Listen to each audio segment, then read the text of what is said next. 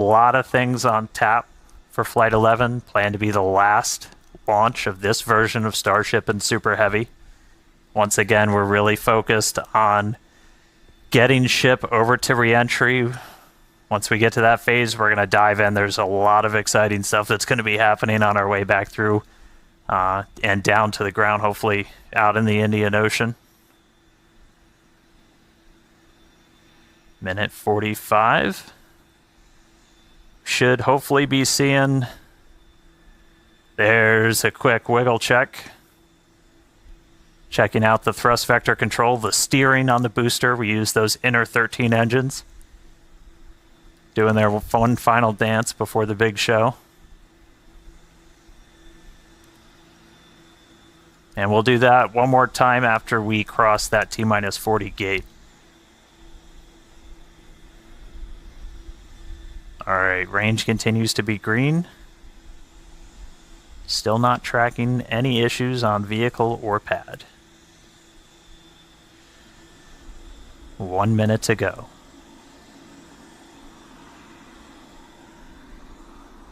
As a reminder, we can hold at T-minus 40. We're not planning to.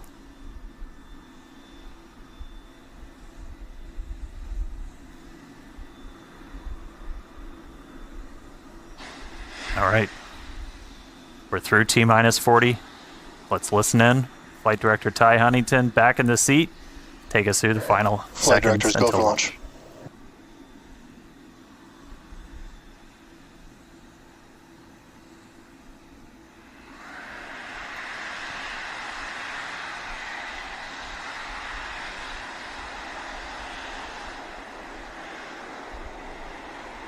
T-minus 10, 9, 8, 7, 6, 5, 4, 3, 2, 1.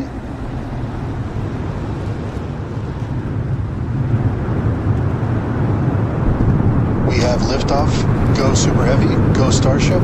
Thanks for all the historic flights, Pad 1.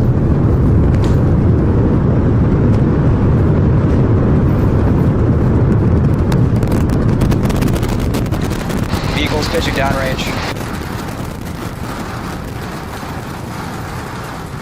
Booster Raptor chamber pressure nominal.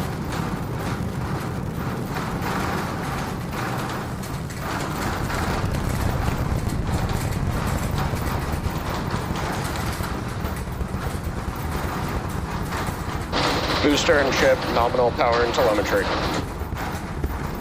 All right, we are about 45 seconds into flight. We're still getting the rattle here at Star Factory. We are seeing 33 out of 33 Raptor engines lit on Super Heavy as it arcs across the Gulf. Coming up next on Max Q.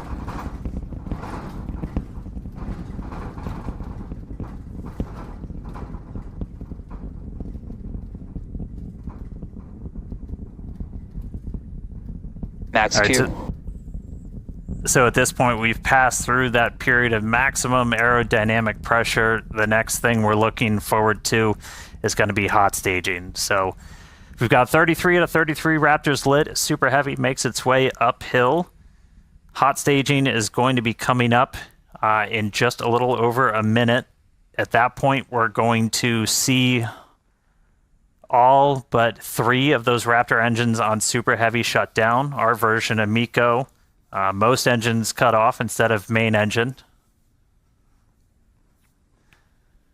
And then after that, we're going to release the clamps that are currently holding Starship to that hot stage adapter. It's then going to ignite its 6 Raptor engines to push it away from Super Heavy and then start making its flight uphill.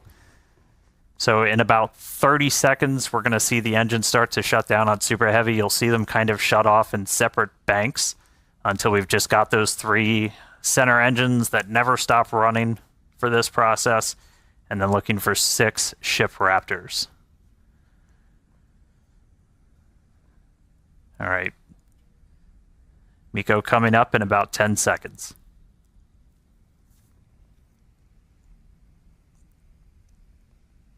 See the engines throttling down. Booster engine cutoff.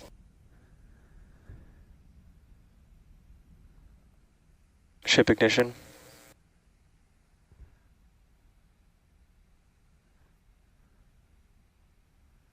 Stage separation. Boost back burn startup.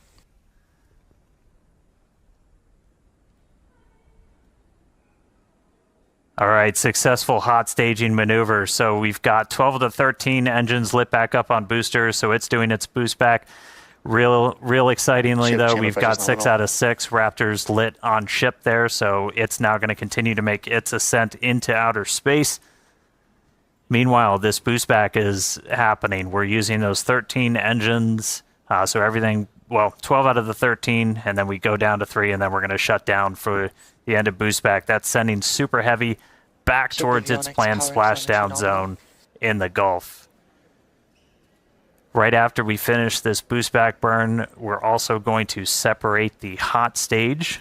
This will be the final time Boost back that burn we're shut doing down. this. Is all right, there's the end of the boost back burn. We should be seeing the hot stage. There.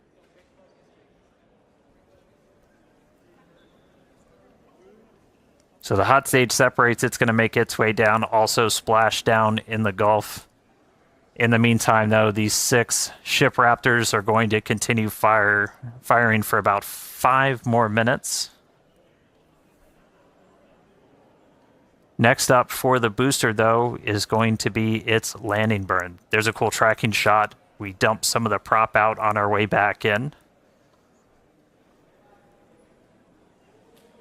All right, so for booster, this is one of the main things we're trying to get is going to be this landing burn. Oh, that's so you can see the hot stage kind of making its way towards the left side. So that's the bottom of the booster. It's about to pass right in front of where you can see some of that prop dump happening. They look like they're close together, but there's a good amount of distance between them, and the hot stage will go down and splash down in the Gulf while the booster comes back for its landing burn. Starship is on nominal trajectory. All right. Looking good on our trajectory, looking good on everything. Jake and Amanda, you guys with me down there? Yeah, definitely. The crowd is gathering over here in the office. You can definitely feel the energy in here. Great to see that booster is making its way down to the splashdown zone in the Gulf. Yeah, the shaking down here was absolutely nuts. The windows are still there, still intact. So that was pretty awesome. But yeah, booster's coming down. We're at about 30 Booster kilometers. FPSO saved. All right, yeah, and as we approach that landing, just like tower catches, we will be doing a 13-engine landing burn to slow down. This time it will be in a V3 configuration. And as we're starting to get into the denser part of the atmosphere, the booster is using 4 hypersonic grid fins to guide itself through atmospheric entry towards its landing site. And we're just Ship about chamber 20 pressure's seconds maintaining away nominal. from landing burn start, where we'll first ignite the center 13 engines, then bring that down to 5 to slow down the booster for landing. And finally, that will come down to 3, and we'll cut all of them off while we're still about 200 meters in the air. So booster is going to see a bit of a harder landing. Booster landing burn startup.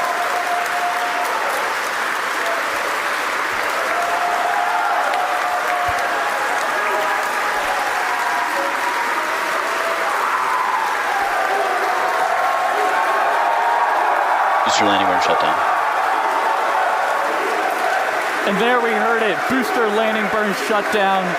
We saw a 13 to 5 to 3 V3 demonstration, and into the water we go. Wow, that was absolutely awesome. If you can even hear us right now, congrats to the whole SpaceX team. So far, so good for today. That was incredible. All right, great stuff, guys.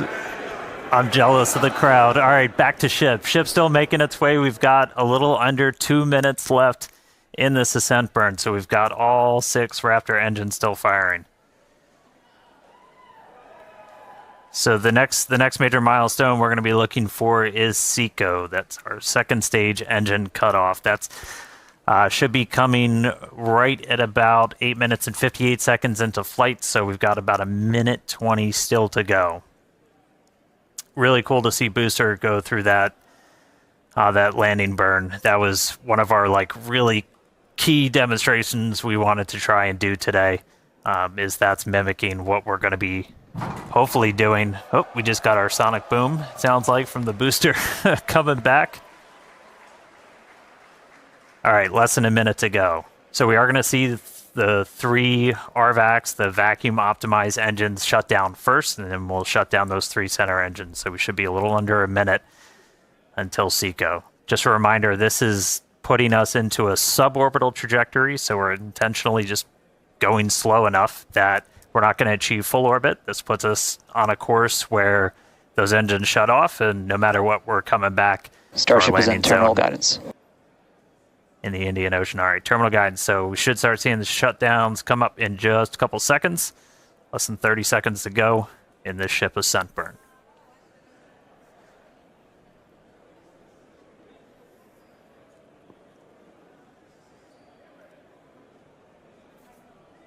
All right, RVACs have shut off. 3 more to go.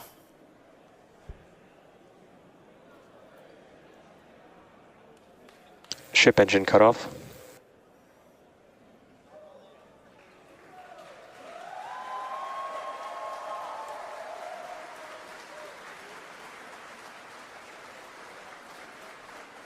All right, all ship Raptors have shut down. Nominal orbit insertion.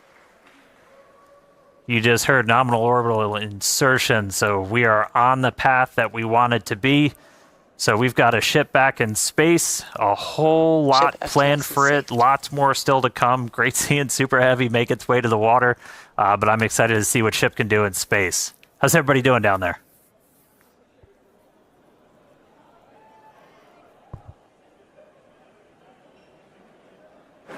Yeah, if you could hear the crowd behind us this whole time, people are definitely happy with how the day's been panning out so far. Definitely exciting to see Starship safely in space, and super pumped to see all the team's hard work in action here today.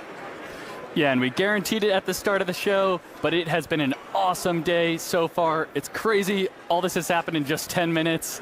All the objectives were met on the booster, including that V3 style landing burn. So now all eyes are on the ship as we get ready for our in-space objectives.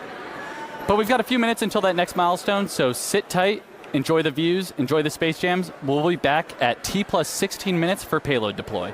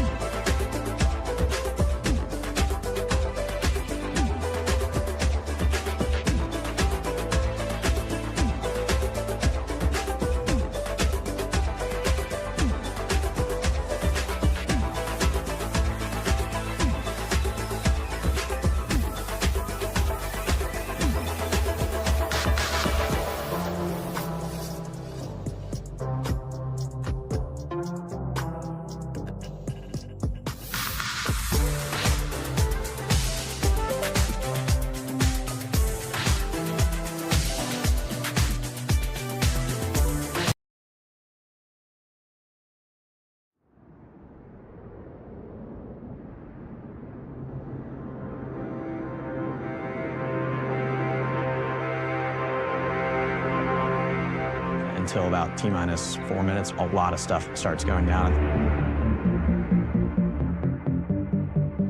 T-minus 3 minutes, closing out the propellant load, so you're finishing out the liquid oxygen load and the liquid fuel load.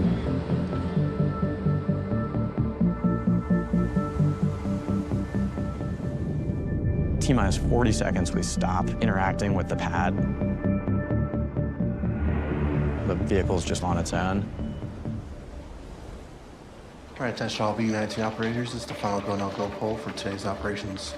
Our main objective today is a 10-engine static fire. Why 10 engines instead of all 33? This is the first V3 booster down at the pad right now, so there's a lot of stuff that can go wrong. And if we do have a bad day, it limits the scope of the issues that we can have. This will be the highest chamber pressure we've ever seen on a vehicle at SpaceX, so definitely going to be a pretty spicy test today. And then you're counting down from T-minus 40. T-minus 4 on is when my heart rate really starts to tick up. And then we light the engines.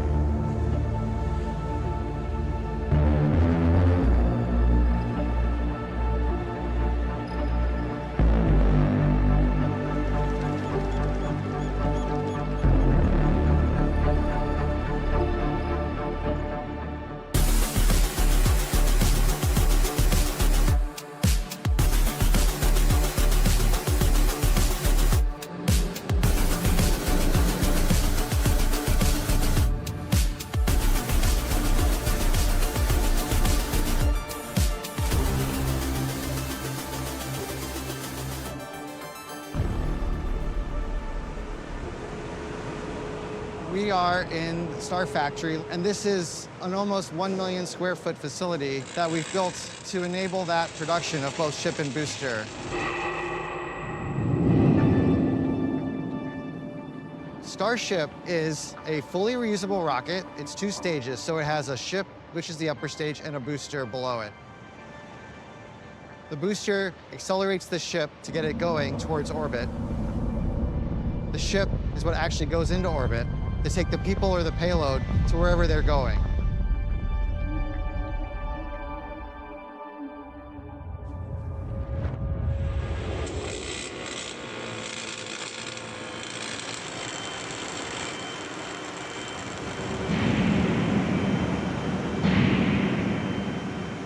The sound of progress. The rivet guns and the sledgehammers. Less sledgehammers than there used to be.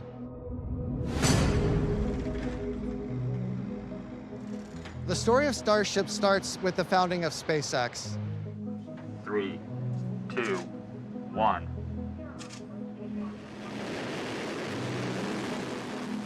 Rather than starting with the vehicle that Elon envisioned needing to get people to the moon and Mars, he thought it would basically bankrupt the company. It wouldn't be possible. So you have to bite it off in small pieces.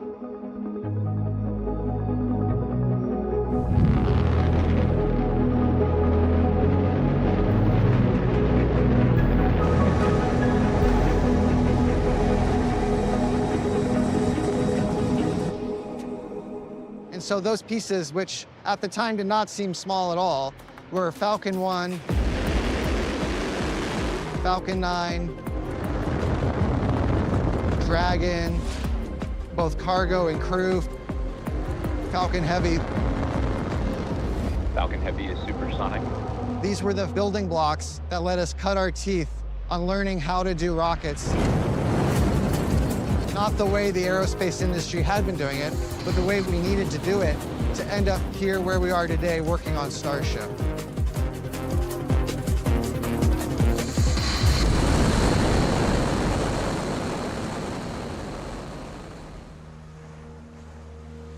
Version 3 is what I like to call the foundational design of Starship booster and the pad. That's going to give us the new capabilities we need to do the missions in front of us. It'll be the one that puts humans back on the moon. It'll be the ones that put the first boot prints and then city on Mars.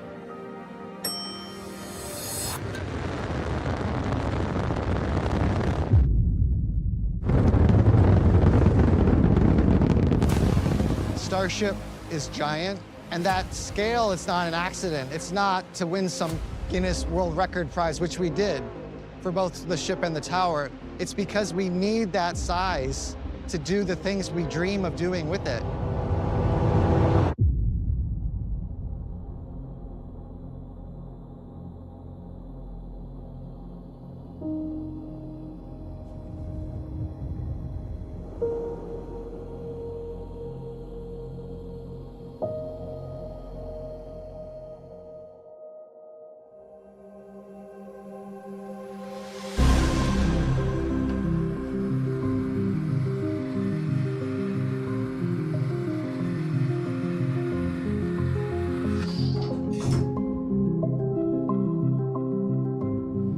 Ship 39 is the first V3 rocket.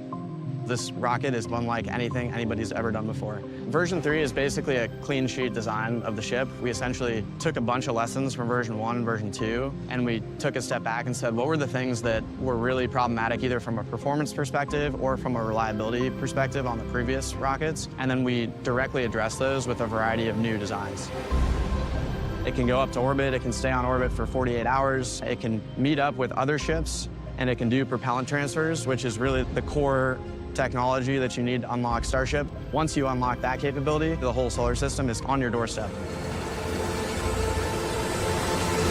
And right now what we're doing is we're actually going through checkouts, so we're actually kind of bringing the rocket to life.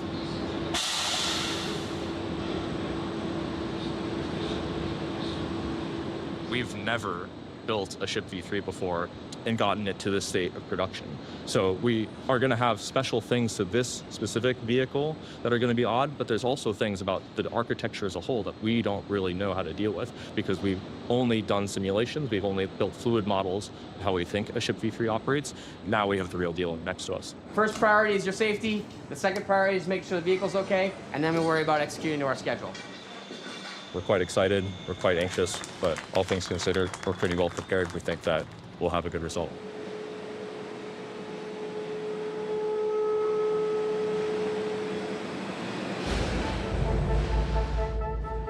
We intentionally started Starship with the ship portion because it was so novel. We have done a reusable booster before with Falcon 9, and so it's at least a little bit better tread ground. I will say, I think the booster turned out to be a lot harder than we gave it credit for.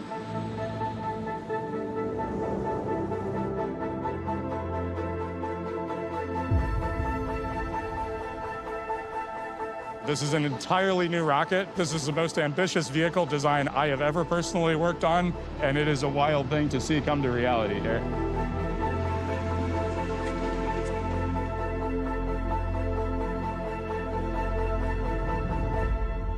The version 1 flight test campaign really exemplifies the rapid integrated test style that we do in SpaceX engineering. It took us 5 flights from our first attempt, from Flight 1 to Flight 5, to successfully catch a booster, which was honestly mind-blowing. Flight 1 was able to get off the pad successfully.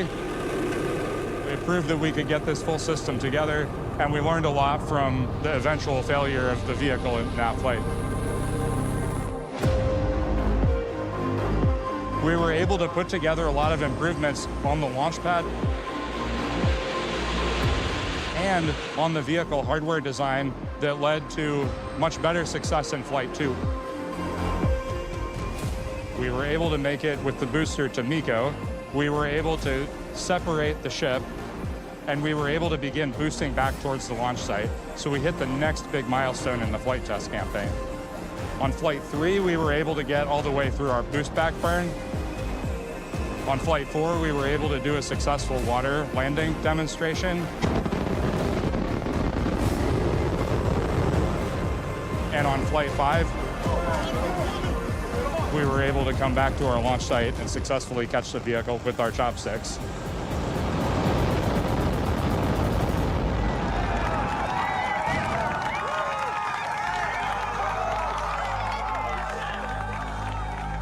To be able to go fly that and have complete mission success at that point of we got the payload to orbit and we landed that rocket was incredible. I'm getting goosebumps talking about it now.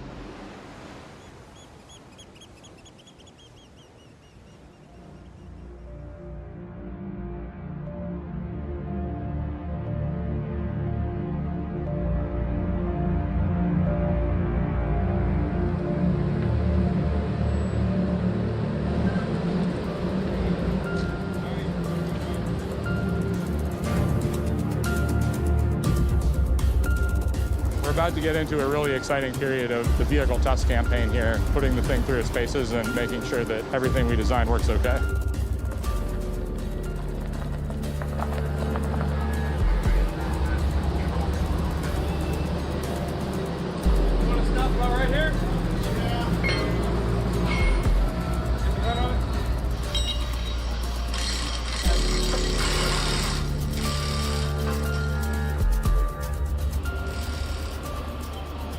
Get all of the pieces of the system working together for the first time. And if we're going to learn anything from that, we'll learn it as quickly as we possibly can. Booster 19 is actually the second of the version 3 boosters that we've built. Booster 18 came before it.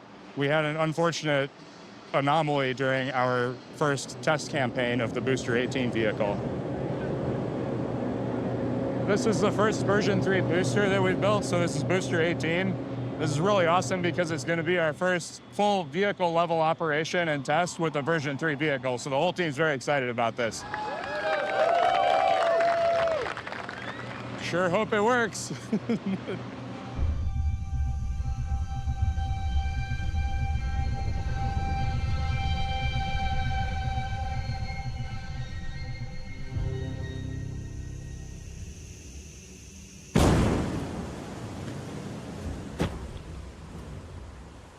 When we were pressing the nitrogen system, we had an explosion that took out the rocket, and thankfully we had designed that test to be safe. If something like that happened, we did not have propellants or reactive things on the vehicle, and so the test site incurred very little damage, and of course nobody was hurt in the incident.